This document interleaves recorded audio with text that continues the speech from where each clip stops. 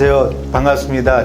고려대 김세용 교수입니다. 오늘 이렇게 정세균 총리님 모시고 또 여기 아침에 나오신 많은 선생님들 모시고 강의하게 돼서 이제 영광으로 생각합니다. 오늘 강의할 주제는 제가 20세기 도시를 넘어서라고 정했습니다. 사실 이제 저는 전공이 건축 설계, 도시 설계 이쪽인데 지난 이제 30년 동안 제가 상당히 많은 작업을 해왔었습니다. 학교에서 학생들도 가르쳤지만 실제로 설계하는 일들을, 도시를 설계하는 일들을 많이 했고, 그리고 최근에는 이제 SH공사나 GH공사에서 직접 기획하고 설계하고 그 다음에 건물을 짓고 도시를 조성하고 이런 일까지 하면서 야, 이게 지난 세월 동안 우리가 만들었던 도시가 뭐가 좀 문제가 있구나, 앞으로 또 이렇게 갈 것이냐, 이런 반성들을 간간히 하게 됩니다. 그리고 이제 지금 학교 돌아와서 제가 다시 또 이제 연구 저술을 하면서 그런 생각들이 이제 많이 펼치고 있는데, 오늘 그 중에 이제 한 가지를 좀 보여드리도록 하겠습니다.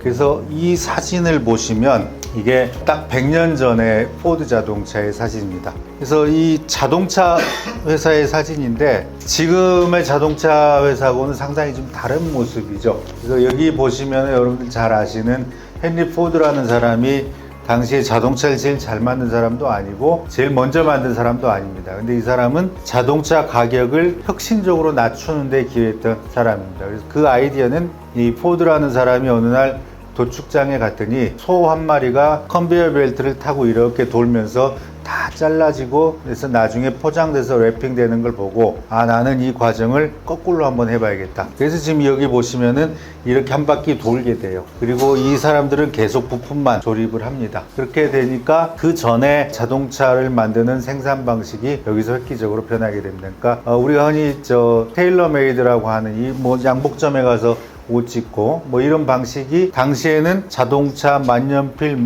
다 그렇게 만들었다는 거죠. 그러니까 장인 그 마스터 몇 명이 모여서 뚝딱거리면서 자동차를 몇 달을 걸려서 만들어요. 그리고 똑같은 자동차가 하나도 없습니다. 다 내가 원하는 색깔, 재료, 운전대 모양, 이거 다 주문하게 되는 거죠. 근데 이 사람은 그렇게 생각하지 않고 이걸 표준화시키면서 그 당시에 다른 자동차의 가격을 한 10분의 1로 다운을 시켜요. 그래서 어느 정도까지 코스트 다운을 하냐면은 1920년대 중반쯤이 되면 포드 8이라는 모델이 나오는데, 그게 당시에 미국 근로자가 2달간 저축하면 살 수 있는, 그러니까 사실 요새 우리 아반떼보다 더 싼 겁니다. 그렇게 나온 게 포드 8이에요. 그래서 당시에 미국의 도로 상황이나 이런 거 보면은 어마어마하게 팔려요. 무려 1,500만 대가 팔려요. 엄청난 베스트셀러가 됩니다. 그래서 이걸 가지고 미국이 자동차 대중화 시대를 서서히 열어가게 됩니다. 근데 좀 시간 차이가 나요. 실제로 미국의 고속도로가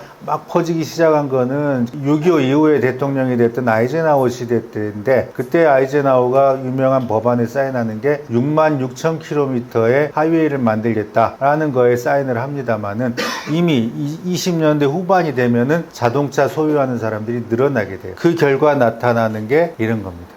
레비타운이라고도 하고 뉴타운, 세틀렛타운, 여러 가지 말 하는데, 이거를 보시면은 인류가 그동안 이런 도시를 만든 적이 없어요. 집만 있어요, 집만. 그러니까 인류는 한 번도 이렇게 집만 있는 도시를 만든 적이 없습니다. 이게 지금 종로에 많이들 사시니까 제가 여쭤보면 청와대에서 남대문까지 걸어 보셨어요?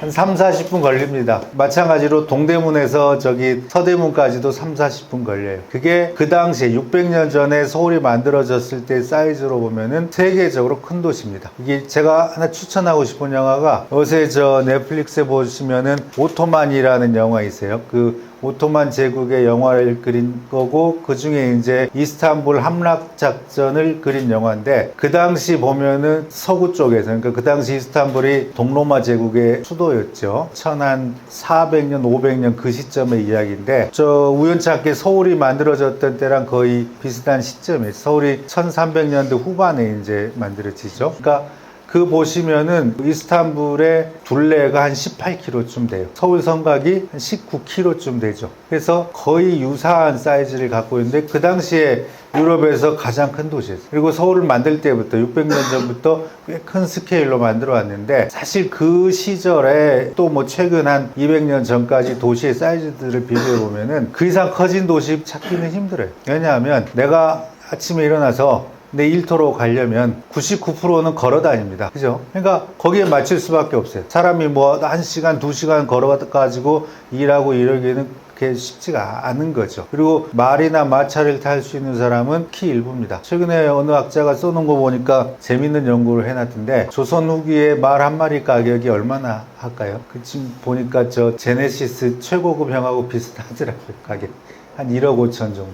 마차는 더 비싸겠죠. 그러니까 이걸 탈 수 있는 사람은 그렇게 많지가 않아요. 그러니까 결국은 걸어 다니는. 그러니까 도시라는 거는 대체로 도보권 사이즈로 만들어지고, 그러면 그 도시 안에 왕궁도 있고 뭐 절이나 교회도 있고 시장도 있고 뭐 이게 다 복합화돼서 만들어지는 겁니다. 그 주택이라는 게 달랑 주택만 갖고 살 수 있는 사람도 그렇게 많지가 않아요. 되게 상가하고 복합돼서 만들어진. 자, 그렇게 우리가 한 10,000년을 도시를 만들고 살아왔던 겁니다. 지금 지구상에 있는 도시 유적 중에 가장 오래된 건 중동에 있는 게 7,000년 전의 걸로 추정하는데, 10,000년 정도 이제 그런 복합화된 도시를 우리가 만들고 살아왔던 건데, 갑자기 이런 게 이 당시에 광고를 보면은 아메리칸 드림하우스라고 광고를 합니다. 왜 드림이냐? 여기 보시면 조그맣게 녹지들이 있죠. 내가 내 집 앞마당이나 또는 뒷마당을 갖고 있는 게 그 당시 사람들의 꿈이에요. 근데 도심에서는 이걸 꿈을 실현시킬 수가 없죠. 땅값이 비싸니까. 귀족들만, 아주 부자들만 할 수 있는 건데, 이걸 내가 자동차를 가지고 이 도로 따라서 쭉 가면은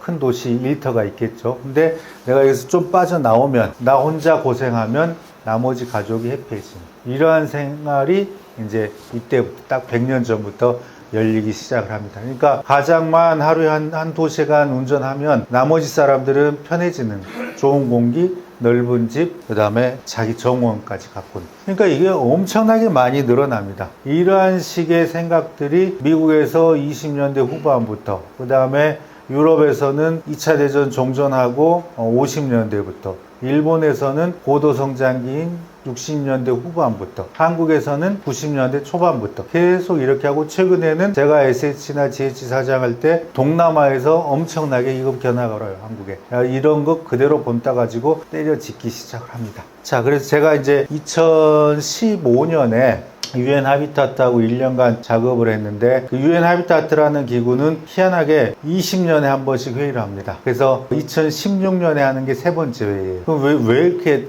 20년에 한 번씩 큰 회의를 하느냐? 그게 이제 76년에 처음 했고, 그 몬트리올에서 했고요. 96년에 이스탄불에서 했고, 그 다음에 2016년에 에콰도르 키토에서 하는데, 향후 20년 동안 지구상에서 가져가야 될 주택이나 도시정책의 방향들을 설정하는 회의예요. 근데 2015년에 이제 제가 영광스럽게도 그 보고서 만드는 팀에 뽑혀가지고 유엔하고 작업을 하는데, 그때 우리가 조사를 해보니까 2015년 현재, 그러니까 딱 10년 전이죠. 인류 역사상 최초로 인구의 절반 이상이 도시에 살고 있는 거예요. 50%가 도시에 사는. 그전에는 그런 적이 없었어요. 그러니까 우리는 지금 2~3%가 도시에 살고 있지만 세계적으로 보면 그렇지 않습니다. 근데 전 지구적으로 봤을 때 드디어 50%를 넘었구나. 이게 좋은 거냐 나쁜 거냐 이걸 따지기 전에, 야, 도시화가 이렇게 계속해서 진전이 되고 그러면 우리가 뭔가 배워야 될, 개도국들이 배워야 될 모델을 좀 퍼뜨려줄 의무가 있다, 이런 생각을 하게 되고, 그럼 앞으로 도시화는 얼마나 진전이 되겠느냐. 그러면 그 다음 회의가 열릴 2036년에는 약 70%가 도시에 살 걸로 전망을 저희가 했어요. 어마어마한 숫자입니다. 근데 도시에 산다는 게 반드시 지구에 꼭 좋은 것만은 아니에요. 에너지 소비도 많아지고 뭐 탄소도 많이 내뿜고 무엇보다 이제 폐기물 이런 게 막 나오게 되겠죠. 자, 그렇지만 어쨌든 이게 대세다 보니 이걸 위해서 우리가 해야 될 거는 뭐냐, 여러 가지 작업들을 했던 기억이 납니다. 그런데 당시에 이제 많은 토론을 하면서, 야, 우리가 20세기에 만들어왔던 이런 도시들이 결국은 계속 퍼져나가는 거예요. 그러니까 1972년에 유엔 통계를 보면 인구 100만 이상의 도시가 전 지구상에 32개밖에 안 돼요. 딱 50년 지나서 2022년에 보면은 100만은 통계로 잘 안 잡아줍니다. 1000만 이상이 그때 30개를 돌파했어요. 다 이런 것 때문에 교회에 이렇게 개발을 해가지고 신도시를 계속해서 도시를 넓혀가는 그러한 상황들. 자, 근데 이게 반드시 좋은 거냐, 이런 생각들을 제가 오늘 지금 말씀을 드리는 거예요. 어쨌든 지난 100년간 우리는 이런 식으로 도시를 만들었어요. 배드타운이라 그러죠. 집만 있는 도시들을 도시 외곽에 계속해서 만들게 됩니다. 왼쪽에 보이는 게 분당 신도시 개발 전이고요. 이게 개발 후의 모습입니다. 개도국에서 이런 강의를 가끔 하면 다 놀라 자빠져요. 첫 입주가 얼마 만에 한지 혹시 기억하세요? 90년대 초의 일입니다. 3년 4개월 만에 입주합니다. 첫 입주. 이거 개도국, 선진국, 아니 뭐 멀리 갈 필요도 없어요. 요새 우리나라에서 이거 설계하려면요 6시 땡치면 다 가버리니까 절대 설계 못해요. 그렇게 짧은 기간에. 근데 이 당시에는 설계 석 달 만에 다 했어요. 그리고 돌관 작업이라 그러죠. 밤샘 작업 해가지고 3년 4개월에 첫 입주가 들어가고 전체 9만 호가 다 입주하는데, 그러니까 저 인구로 따지면 38, 9만 명쯤 됩니다. 이게 다 입주하는데 7년밖에 안 걸립니다. 어마어마한 속도. 그러니까 사실 제가 이제 전문가로서 외국에서 강의하고 그러면 뭐 질문 있고 이제 주로 이제 뭐 개도국의 전문가들이죠. 이 조금 내 자괴감을 느끼는 게 무슨 설계를 어떻게 하면 잘하느냐 이런 거 잘 안 물어봐요. 어떻게 하면 빨리 하느냐 그래서 아까 말씀드린 UN 보고서에도 한국 사례는 제가 하나도 못 넣었어요. 제가 몇 개 넣으려고 하니까 다 다른 나라 전문가들이 반대하는, 그건 다른 나라에서 못 따라하니까 어차피 못 할 거 왜 넣으십니까? 뭐 이러는 거예요. 어마어마한 속도로 우리가 했던 겁니다. 자, 이 밑에 그림 보시면 이게 이제 79년의 서울입니다. 여기가 종로쯤 되겠죠. 자, 여기서부터 2010년까지의 변화인데 불과 한 40년, 30년 만에 이렇게 노란색이 늘어나요. 노란색이 도시화된 지역이죠. 79년만 해도 강북의 면적이 훨씬 넓지요. 88년 올림픽 할 때쯤 되면은 상계동을 개발하는데 거의 그래도 비슷합니다. 그 다음부터 이제 이렇게 도시화가 쭉 되니까 거의 실제로 서울이 만들어지는 거는 거의 20년 동안에 다 만들어져요. 엄청난 속도로 만들어요. 그러니까 우리가 그런 말 흔히 하는데 로마는 하루아침에 이루어지지 않았다 이런 말을 하잖아요. 근데 실제로 역사적으로 보면 로마, 맨하탄 하루아침에 만들어져요. 굉장히 빠른 속도로. 자, 여기 보시면 이때만 해도 79년만 해도 강남이 좀 펄었잖아요. 이게 제가 요새는 이제 건설업 1세대 분들이 거의 이제 대부분 이제 돌아가시고 창업주들에서 몇 분 남아있는 분들을 이제 이야기를 조금씩 듣는 기회를 갖고자 합니다. 근데 그 당시에 개발이 어떤 과정으로 이루어졌나 뭐 이런 말씀들. 굉장히 그 책에서 볼 수 없는 귀한 말씀들인데 어느 그 건설 재벌 분들이 그런 말을 하시더라고요. 여기가 지금 압구정동이잖아요. 이게 지금 서울에서 제일 비싼 땅인데 이게 이제 그 당시는 배밭이에요. 반포는 뽕밭, 잠실도 뽕밭, 여긴 배밭. 그런데 그 과수원 주인들을 상대로 땅을 사가지고 아파트를 개발을 해야 될 거 아니에요. 그러니까 건설업 하시는 세 분이 담합을 했대요. 그래서 그 중에 이제 두 분은 돌아가시고 한 분 살아 계시는데 담합을 하셔가지고 자, 이 과수원 소유주들한테 평당 3,000원 이상은 우리가 사지 말자. 가격을 이제 자기들끼리 정한 거예요. 그리고 그 다음날 그 중에 한 분이 평당 5,000원에 다 사요. 그런 식으로 이제 개발이 된, 어느 업체인지는 아마 아실 거예요. 강남에 어디가 많은지 모르죠. 그러니까 그런 식으로 이제 개발을 많이 순식간에 해요. 근데 그렇게 해서 저기 압구정, 반포, 잠실은 사실 저기예요. 저 섬이었어요. 그때만 해도. 섬이었고, 그 당시 아주 이게 머리 잘 돌아가시는 어떤 분이 소양강댐 건설하기로 한 날 이쪽을 거의 다 사요. 소양강댐 건설하면 왜 그래요? 위에서 한강물을 막아주니까 이게 침수가 안 되겠죠. 그러니까 그런 정도로 분회전이 빠르셨던 분 같아요. 그렇게 해서 이쪽의 개발이 어마어마하게 빠른 속도로 이루어진, 불과 10년 만에 이제 이렇게 되는 거예요. 근데 이게 이렇게 돼서 살고 있는데, 자, 이 결과 이런 현상이 이제 나타납니다. 잘 아시죠? 어딘지. 세운상가가 68년에 오픈합니다. 그 당시에 유명 건축가였던 김수근 선생이 서구 모델을 그대로 따다가 이제 하는데, 여기 보시면은 2층에 사람들이 걸어 다니고 1층은 차가 다니게 해놔요. 이게 이제 도시 설계에서는 수직 분리라고 하는 이제 보행자고 차량을 아예 서로 볼 일이 없게 떼버리는, 뭐 요새는 이런 기법 안 쓰는데 그 당시에 이제 미국이나 유럽에서 유행하던 수법이에요. 이걸 해서 하는데 사실 이제 그게 왜 그랬을까라는 건 저도 지금 의문이에요. 왜냐하면 68년의 통계를 보면 서울 시내에 등록된 자동차 대수가 2만 대가 안 돼요. 굳이 이런 방법 안 써도 사람하고 차가 별로 볼 일이 없어요. 근데 이분은 설계를 하실 때 굉장히 한국이 빠르게 발전할 거라고 미리 아셨는지 어마어마하게 큰 스케일로 이걸 짓고, 또 여기 보시는 이게 지금 여기 아직도 주상복합 아파트죠. 이게 원래는 국회의원 사무실로 만들어졌던 겁니다. 그래서 지금 서울시 의회 건물이 당시 국회의사당이니까 거기에 이제 국회의원들 그 개인 오피스가 없잖아요. 이걸 주기로 했다가 언론이 사전에 보도하면서 사회적 문제가 이제 됐죠. 왜 국회의원들한테 이렇게 좋은 걸 주느냐, 뭐 이런 거. 그리고 그 당시에 이제 신문을 보면은 여기에 이제 헬스클럽 뭐 이런 게 들어와 있었던 모양이에요. 그래서 점심 못 사온 애들도 많은데 무슨 저 살 빼겠다고 운동을 하느냐 뭐 이런 문제들. 그래서 이걸 그냥 일반 분양을 하고 당시로서는 최고급 아파트예요. 그리고 밑에 상가가 있고 이런 이제 멋진 주상복합이 68년에 분을 하는데 이게 불과 20년이 안 돼서 재건축 논란에 휩싸이게 됩니다. 왜? 아까 보셨듯이 외곽으로 이제 빠져나가기 시작하죠. 우리가 90년대 초부터 본격적으로 5개 신도시를 만들면서 도시를 외곽으로 빼기 시작해요. 그러니까 서울이 조금 묘해지기 시작을 해요. 왜냐하면 여러분들 잘 아시는 121 사태 기억나시죠? 68년 1월입니다.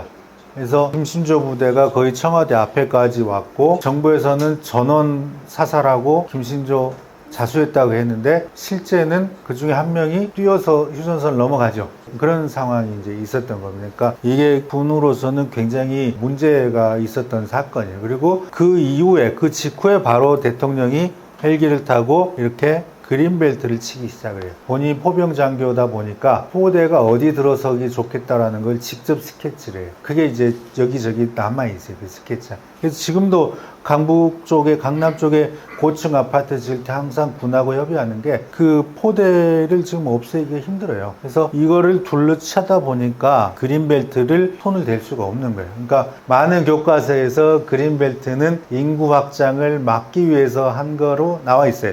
그리고 실제 세계적으로도 모범 사례예요, 한국은. 근데 꼭 그 목적만은 아니고 군사적인 목적도 상당히 강했던 거예요. 왜냐하면 그린벨트를 시도한 것 자체가 1.12 사태예요. 사실 이제 이게 이제 그 정답일 거예요. 저도 그렇게 생각하고 있고. 근데 많은 이제 논문이나 교과서가 그걸 누락하고 있어서 사실 제가 예전에 뭐 하버드에 있을 때 그린벨트 연구하는 교수가 있어요. 그 사람하고 상당히 많이 대화하다가 한국 사례를 자기 책에 넣었더라고요. 그래서 그걸 좀 고쳐준 적이 있습니다. 근데 어쨌든 그걸 우리가 지금도 갖고 있죠. 갖고 있다 보니까 그린벨트를 넘어서 바깥에 이제 외곽의 신도시를 만들기 시작한 거고, 그러다 보니까 서울의 면적은 600제곱킬로 남짓으로 묶여 있고 서울곤이라는 게 이제 만들어지죠. 외국에서 우리 분야의 학술지로 보면은 서울의 인구를 뭐 950만 이렇게 표현 안 합니다. 그냥 2,500만으로 이야기해요. 그렇게 이제 도시가 만들어지는 겁니다. 자, 그래서 이러한 상황들이 생기는, 이게 좋고 나쁘고를 떠나서. 근데 아까 말씀드렸듯이 미국, 유럽, 일본 이런 현상이 다 생겨요. 근데 미국의 경우는 이제 도시를, 외곽 신도시를 위주로 개발하다 보니까 도시만의 인종 문제, 마약 문제, 이게 연관이 된 게 나오고, 그 다음에 한국이나 일본 같은 경우는 인종 마약 이런 거는 약하니까 이렇게 도심이 쇠퇴하는 현상들이 곳곳에서 나타납니다. 일본은 우리보다 한 20년 먼저 시작했다 보니까 최근에는 외곽의 신도시들이 이제 비어가는 현상. 그리고 외곽에 사시는 분들이 이제 고령화가 됐죠. 그래서 이분들이 처음 입주하던 88하던 때 30대 뭐 입주했다고 보면은 지금은 이제 80대, 90대를 바라보니까 녹지를 줄여달라는 민원이 계속 나와요. 그거 왜 그럴까요? 무릎 아픈데 녹지가 너무 넓은 거예요. 그래서 우리가 일본 따라서 90년대 이후에 2기 신도시 할 때, 그러니까 2000년대 초반에는 무조건 우리 신도시 할 때 녹지율 30% 이상을 했었어요. 그 가이드라인에 따라서. 근데 이게 과연 옳은 거냐, 이거를 생각해야 될 때가 우리도 이미 왔다고 보여져요. 작년에 65세 이상의 인구가 20% 넘어섰죠. 물론 이제 예전에 비하면 60대, 70대들이 훨씬 건강하지만, 그럼에도 일본의 고령화, 우리보다 빨리 온 일본의 사례를 보면은 녹지를 줄여주세요, 이런 민원들이 심심치 않게 나타납니다. 자, 그럼에도 불구하고 수도권, 철도망, 5년에 한 번씩 국가철도계획 하는데 이 계속 촘촘해집니다, 이게. 그리고 제가 지혜치사장 하면서 보면은 예전에는 이런 철도나 도로가 통행 패턴이 전부 일대 다예요. 서울로 집중을 해요. 근데 지금은 수도권 내에서 통행이 점점 늘어나요. 뭐 의미합니까? 경기도 내에서 거주지하고 직장하고 불일치하는 사례들이 점점 늘어나고 있다. 즉 경기도 내에 땅값, 집값의 차이가 이제 생기기 시작하는 거예요. 그런데 이걸 GTX나 이런 것들이 더 심화시키는 역할로 가는 쪽으로 가고 있는 게 좀 안타까워. 근데 또 어쩔 수 없어요, 이렇게 시장이. 그리고 지난 24년 총선에서는 비수도권의 의원 수가 몇 명 더 많았어요.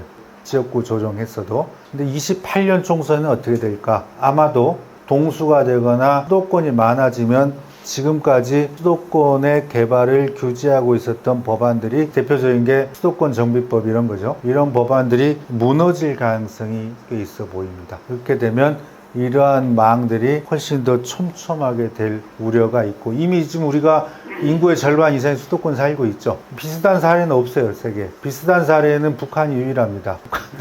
북한도 평양 주변에 몰려 있어요. 그런데 인구 5천만 이상에는 한국밖에 없어요. 가장 한국과 근접한 나라가 일본, 동경권인데 이게 30% 정도고, 유럽의 파리, 런던권이 20% 안팎. 절반을 넘어선 나라는 없는데 이게 지금 점점 더 집중이 늘어나고 있어서 저도 많이 우려가 됩니다. 자, 그래서 인구가 지금 굉장히 빠르게 변하고 있고, 이 집중, 그러니까 아까 말씀드린 대로 우리가 굉장히 빠른 도시화를 그동안 했고, 주로 아파트 위주로 건설을 해왔어요. 그러다 보니까 좁은 면적에 많이 지금 살고 있고, 70년대에 아파트가 전체 주택용에서 차지하는 비율은 1% 안팎이에요. 당시만 해도 아파트 인기 없습니다. 60년대 후반 70년대 아파트 가는 걸 사람들이 좋아하지 않아요. 실제로 그 당시 기록들 보면 주부들이 아파트 가가지고 나온 사람들 많아요. 나온 이유가 지금 보면 황당해요. 장독대가 없어서 나와요. 아니 근데 주부들로서 큰 문제. 장독대를 어디다 두냐는 거지 이거. 그래가지고 한국 아파트 보시면 외국에서 전혀 볼 수 없는 베란다에 수돗물 나오죠. 거기서 김장하고 다 했던 거예요, 우리 어머니들이.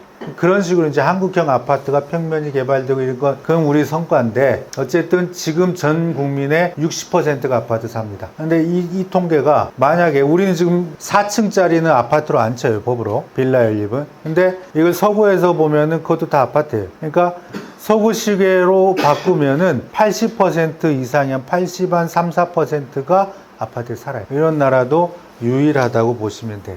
자, 그런데 이렇게 아파트가에서 많이 집중해서 살고, 그러니까 고밀하게 살고, 아까 세운상가 보여드렸듯이 도심은 쇠퇴하고, 자, 그런데 그 상황에서 사람이 달라지고 있는 거예요. 인구가 이제 감소세 전환하는 거는 다들 이제 알고 계시고, 서울은 좀 일찍 왔고, 아마 한 4, 5년 있으면은 전국도 바뀌는데, 여기서 이제 제가 심각하게 보는 거는 1, 2인 가구가 절반이 된 게 2012년입니다. 그런데 이게 60%가 될 때 걸리는 시간이 6년밖에 안 걸려요. 그러니까 2018년이 되면은 60%가 1, 2인 가구가 됩니다. 그래서 사실은 이게 지금 비하인드 스토리인데, 제가 정부가 3기 신도시 할 때 저는 개인적으로는 꽤 반대했던 사람이에요. 왜냐하면 신도시라는 거는 어느 나라건 4인 가구 타겟으로 하는 거예요. 왜냐, 아까 보여드렸듯이 가장이 좀, 그러니까 외벌이죠. 외벌이 과장이 조금 고생하면 나머지가 해피해지는 게 신도시예요. 그러니까 어느 정도 선진국에 가고 인구 정체, 그 다음에 가구 분화가 되면은 신도시 짓는 나라 없어요.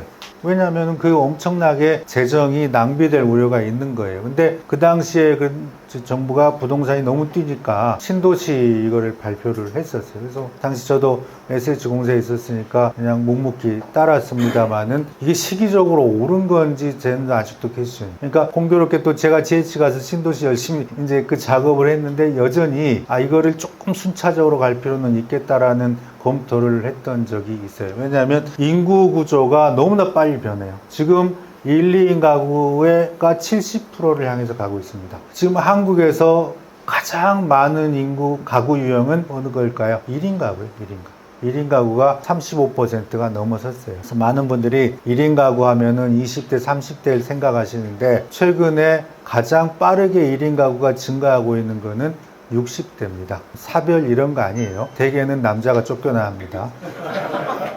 이혼도 아니에요. 그러니까 호적상으로 이혼 아니에요. 그냥 보내는 거예요. 그냥 어디 조그만 집 얻어가지고 가구가 분화되는 거예요. 잘 아셔야 됩니다. 이게 이제 일본, 한국 이런 데에서 나타나는 현상이에요. 부인 되시는 분들이 꾹 참고 있다가 60대 되면 이제 보내는 겁니다. 자, 그래서 이제 그분들이 지금 굉장히 심각해진 분들이 많아요. 근데 정부 정책이 사실 60대 1인 가구는 없어요. 사각지대입니다. 그 부분도 우리가 심각하게 봐야 될 부분이 있고, 그 다음에 이제 여기 그 다음 보시면 사망률, 그 다음 기대 수명은 조금씩 올라가고 있죠. 사망률은 뭐 20년 전이나 똑같습니다. 그런데 여길 보시면 출생률, 혼인율에 보시면은 이것도 굉장히 한국적인 상황인데 사실 그 OECD나 WHO가 2000년대 초반에 출생률을 경고한 나라가 한국, 일본, 대만, 홍콩 이런 데 아시아의 나라들 그때 이미 25년 전에 경고를 받았어요, 우리가. 네 나라의 공통점이 뭡니까? 홍콩은 이제 합병됐지만, 네 나라의 공통점. 대학 가기 엄청 힘들다. 사교육비. 그 다음에 집값 비싸다. 그 다음에 조밀하게 몰려 산다. 그리고 남아선호. 이거였어요. 그런데 이제 시간이 지나면서 남아선호는 많이 없어졌죠. 지금 뭐 그러더라고요. 저기 여자애가를 첫째로 낳으면 거기서 애 더 이상 안 낳아요. 남자를 낳으면 하나 더 가져야 될까? 뭐 이런 생각. 출산율을 위해서는 첫째가 남자인 게 낫습니다. 그런 상황과 남아선호가 확실히 바뀌었어요. 자, 그런데 이게 한국이 지금 그 네 나라를 비교해보면은 완전히 비교가 안 될 정도로 지금 떨어졌어요. 일본도 한 1.3에서 4 정도 됩니다. 언제부터냐? 2015년 무렵부터 이게 급격히 내려가요. 근데 굉장히 한국적인 현상은 이 혼인 그래프랑 출생 그래프의 기울기가 거의 같아요. 이거 세계적으로 이렇게 나오지 않아요. 왜? 기회 쓸 때마다 여러 번 얘기하는데 최근까지도 법에 건강가정이라는 표현을 썼습니다. 왜냐하면 결혼해서 애 낳아야 건강가정이에요. 이거 황당한 얘기죠. 그러니까 결혼하지 않고 애 안 낳으면 결손가정이에요. 근데 유럽의 경우에 비혼 동거에서 애 낳는 비율이 50%가 넘어요. 한국의 경우에 2%입니다. 그것도 많이 올라간 거죠. 근데 아직도 법제도적인 정비가 안 된 게, 자, 내가 이제 비혼 동거해서 애를 낳았어요. 근데 애가 병원에 가요. 나 보호자가 안 돼요. 부모가 아니니까 법적으로. 그리고 나랑 같이 동거하는 사람이 아파서 수술을 해야 돼요. 그 법 동의서 쓸 수 없어요. 이런 부분들이. 그리고 제가 SH 사장할 때나 GH 사장할 때 시도하려다가 못한 게 몇 개 있는데 그 중에 하나가 이거예요. 신혼부분 특별 공급 해줍니다. 가점 받죠. 비혼 동거도 같이 해주려고 그랬어요. 아니, 어떠한 이유에 있어서 때문에 혼인 신고를 못한 건데 이걸 왜 안 해줄 필요가 있느냐. 사실 그 주변에 무슨 뭐 사인이나 이런 거 받아서 해주려고 하면 일단은 종교계에서 어마어마한 반발. 그 다음에 이제 한 번은 기자들한테 좀 흘렸더니 제 핸드폰에 순식간에 문자 몇백 개 오더라고요. 상당수 문자는 뭐 동방예의지국 뭐 이런 거 있어요. 안 되는. 혼인을 해야 출생을 하는 거예요, 결국은. 근데 이걸 12년, 4년 이때부터는 안 해요. 왜 안 하느냐? 아직 몰라요, 많이. 근데 추정컨대 이때가 금융위기 직후입니다. 그때부터 우리가 공무원 시험 인기 높아지고 자연계 학생들은 다 의과대학 가고 그 다음에 우리가 성장 동력 못 찾고 지금 십몇 년째 헤매고 있는 거예요. 결국은 일자리, 집 이런 거예요. 반대로 이것과 반대로 집값 그래프는 올라가죠. 반대 그래프.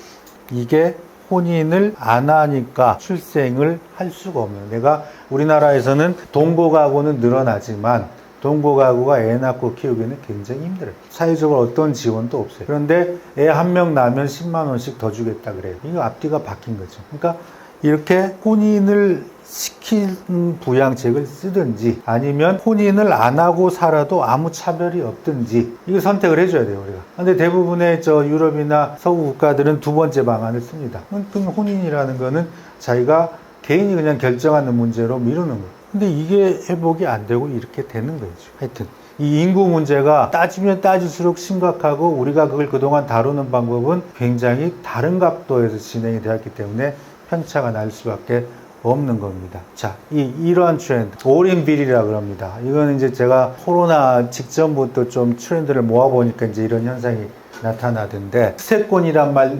들어보셨어요? 수세권? 스타벅스 세력권. 왜 그런 말이 나오냐면 한국 사람이 1년에 커피를 400잔 이상 마십니다. 그래서 제가 전 세계 평균이 얼마인지 찾아봤어요. 106잔이에요.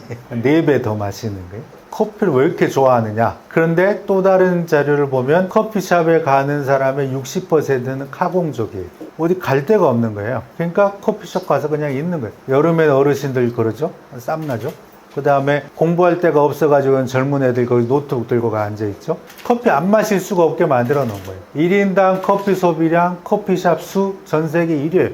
압도적으로 1위. 스타벅스에서 엄청나게 좋아하는 나라예요. 그게 결국은 뭐냐? 여러분들 다 가셔서 아시겠지만은 미국의 스타벅스 주로 테이크아웃 전문입니다. 좌석 몇 개 없어요. 우리 그렇게 되면 커피숍 안 돼요. 결국은 커피가 아니라 자리가 필요해요. 앉을 자리가. 저는 이제 맨하탄에 꽤 있었는데 그 땅값 비싼 맨하탄도 15분, 20분 가면은 뭐 문화센터니 공공도서관이 뭐 다 해놨어요. 촘촘히. 거기서 사람들이 뭐 돈 없는 사람들은 사람도 만나고 친구도 대화도. 한국 그런 거 없는 겁니다. 있지만 약한 겁니다. 그걸 찾아서 어디로 들어가요? 아파트로 들어갑니다. 아파트 가면 있잖아요. 아파트 밖으로 나오면 빌라나 연립감 이런 거 있어요?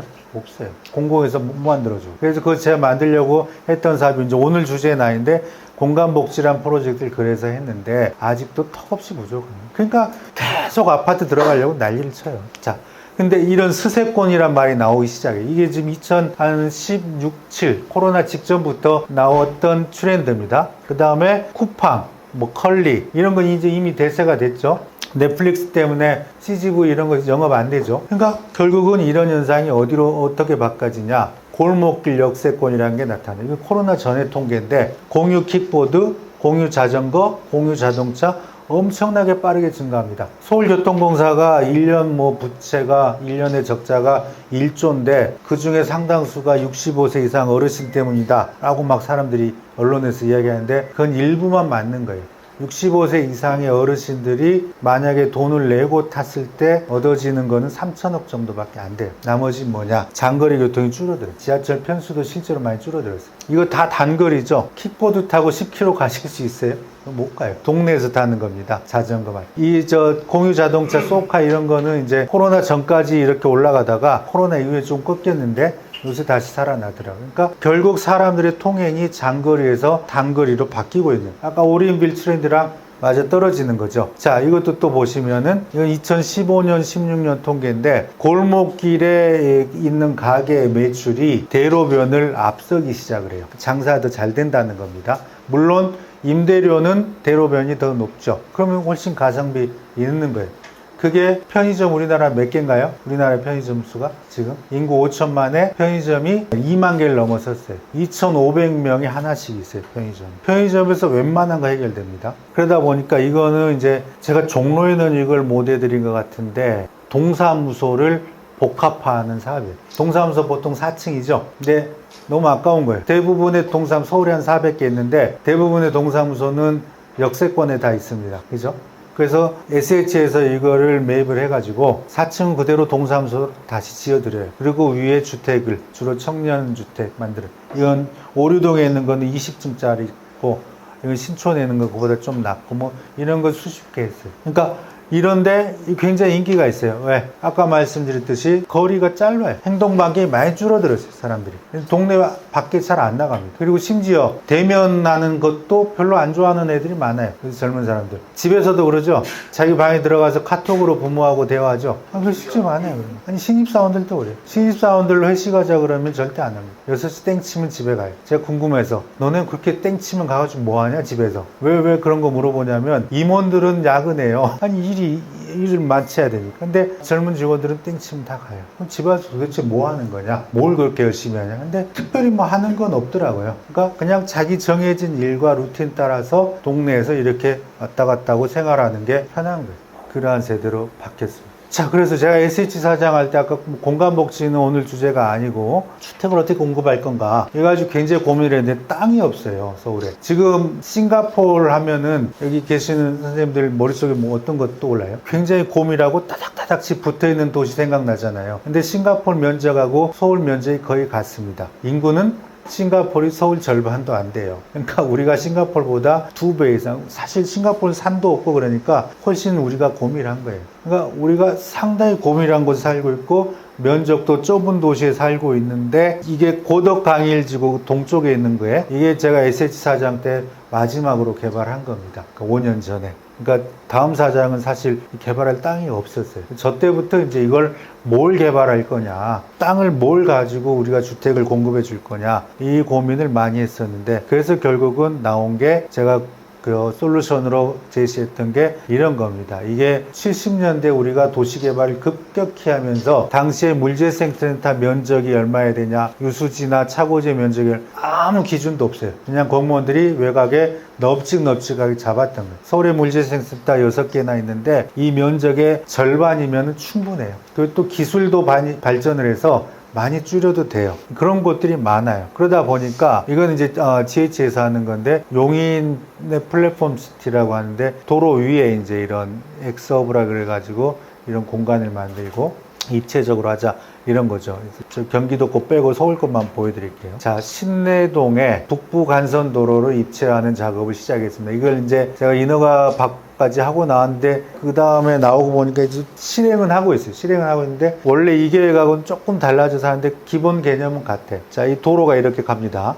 도로 위에 주택을 한번 올려 태워보자. 왜? 땅이 없으니까. 그래서 도로를 첫 번째로 한번 잡아봤어요. 땅값이 제로겠죠, 도로니까. 근데 도로가 막히면 어마어마한 민원에 시달리게 되죠. 특히 공공은 민원이 세면은 공사 못해요. 자, 그래서 이런 방법을 씁니다. 이 모듈, 여기는 이제 가운데 비어있죠. 도로가 지나가는 이런 공간들을 공장에서 짜와요. 이걸 모듈러 공법이라 그럽니다. 이걸 짜서 한 900세대 정도를 도로 위에 이렇게 차곡차곡 쌓아요. 공기도 단축되고 안전이나 이런 거 전혀 문제 없어요. 제가 직접 엔지니어들하고 6개월 이상 작업을 했었어요. 그래서 확신을 갖고 이제 이걸 내놓았다. 그래서 공사비 좀 더 들어요, 당연히. 근데 땅값이 제로니까 실제로는 SH가 더 이익을 봅니다. 이런 작업. 그 다음에 이거는 장지동에 있는 버스 공영 차고지인데 서울에 이런 게 32개나 돼요.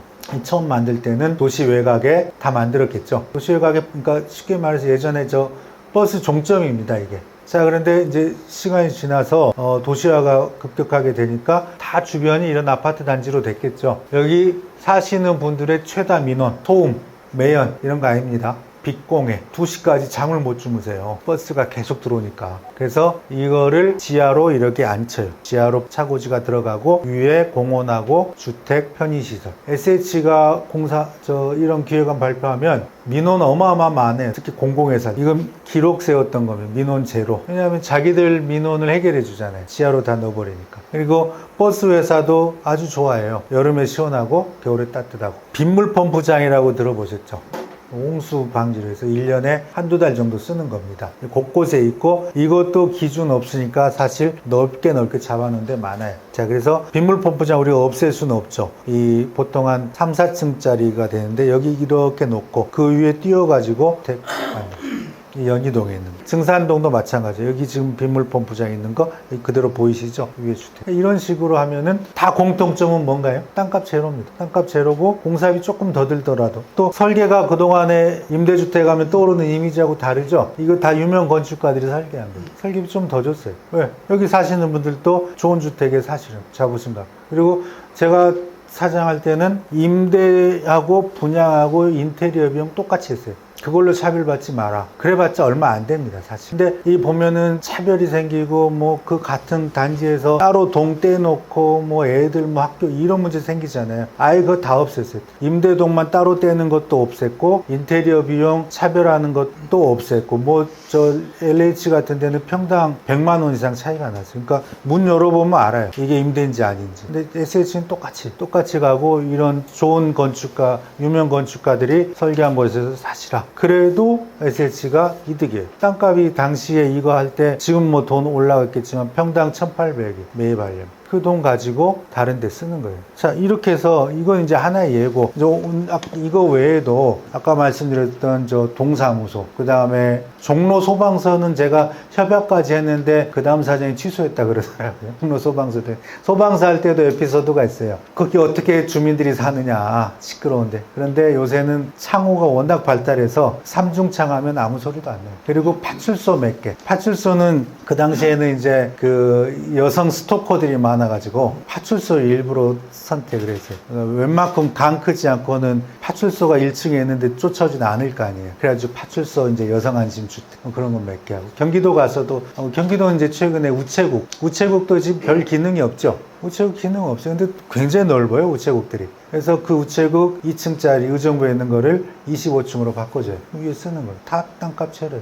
이런 일들이 사실 널려 있는 게 많고 이제 이 자산은 대체로 서울시가 갖고 있든지 아니면은 국유지는 기재부가 갖고 있거든요. 협조 얻어가지고 우리가 하면은 얼마든지 이걸 좋게 바꿀 수 있다. 그러니까 이게 결국은 효율을 높이는 겁니다. 그러니까 우리가 지금 이거를 지금 뭐 최근에도 그린벨트 허물고 뭐 하자도 뭐 다 그러는데 사실 지금 전국의 그린벨트 원래 면적 대비하면 3%밖에 안 남았어요. 별로 해제할 그린벨트도 많지 않습니다. 근데 굳이 그것까지 다 할 필요가 있겠느냐. 그리고 계속 외곽으로 이렇게 확장만 해가지고 하면은 지자체장 입장에서는 운영 비용 엄청나게 듭니다. 그리고 아까 도시를 만들어주는 게 다가 아니에요. 거기에 지하철 연결해줘야 돼요. 입주하면. 그리고 버스 노선 만들어줘야 되고 이런 것들을 우리가 할 때는 이미 지났다고 보여지는 거고 특히 1, 2인 가구가 주가 되면 내가 나를 희생해서 회피해질 가족이 없잖아요. 그럼 나는 직장 근처에 사는 거지 내가 뭐하러 신도시 외곽까지 가는 겁니다. 그런 일은 선택하기가 힘들어져요. 그래서 여러 가지 추세, 가구 인구 구조, 그 다음에 올인비리아 뭐 이런 추세 이런 거 봤을 때 결국은 기성시가지를 효율적으로 개발하는 게 답이다. 우리가 지금 그동안 그런 일을 안 해온 거예요. 그러니까 문재인 정부에서 도시재생을 시도를 했지만은 이런 그 물리적인 구조를 바꾸는 것까지는 나가질 못했던 거예요. 그래서 그 중에 가장 많이 쇠퇴한 지역이 지금 종로일 거예요. 서울에. 종로의 인구가 제가